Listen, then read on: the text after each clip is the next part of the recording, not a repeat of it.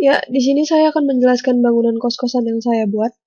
Nah, jadi saya membuat bangunan kos-kosan di lahan Indomaret. Nah, Indomaret itu tadinya bangunannya itu luasnya 8 kali 15 meter.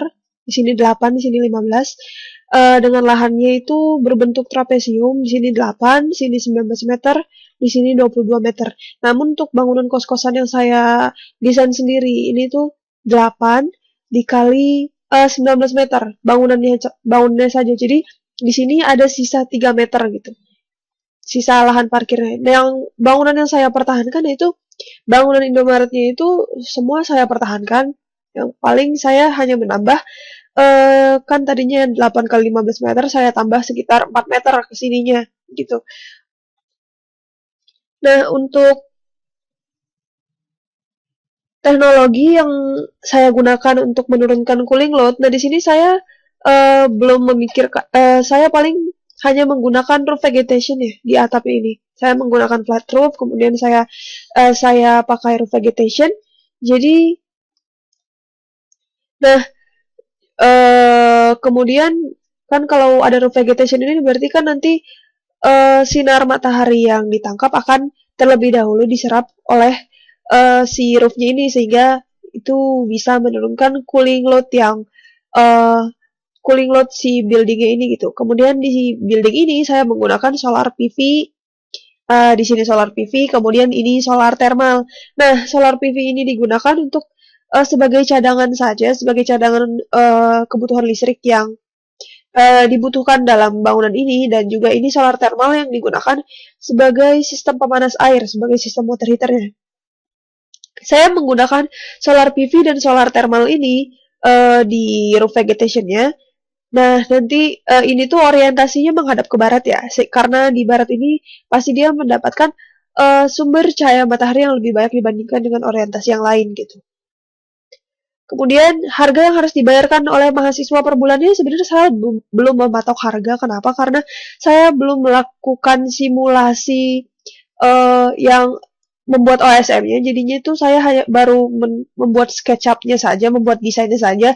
Saya belum memperhitungkan atau mengkondisikan semua ruangannya karena tadinya ruangan ini kan seharusnya dikondisikan di setiap ruangan gitu. Jadi memiliki ada AC-nya di setiap ruangan gitu. Jadi saya belum bisa tahu berapa harganya karena saya belum menghitung berapakah kebutuhan listrik per bulan atau per tahunnya yang akan dikonsumsi oleh bangunan ini. Mengingat kita juga sudah memasang solar PV ya, solar PV. Jadi sehingga pasti itu juga berpengaruh terhadap kebutuhan energi yang akan dihasilkan oleh bangunan ini gitu.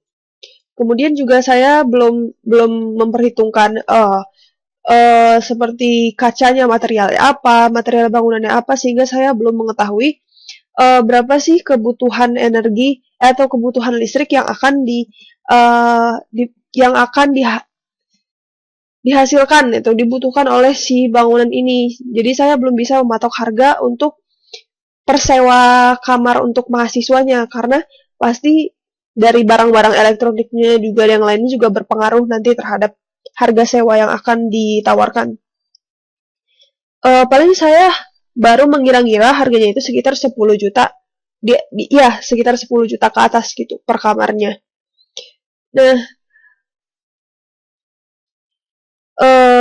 di sini itu untuk bangunan saya sendiri itu saya mendesain 3 lantai ya. Di lantai pertama itu saya buat ini ya.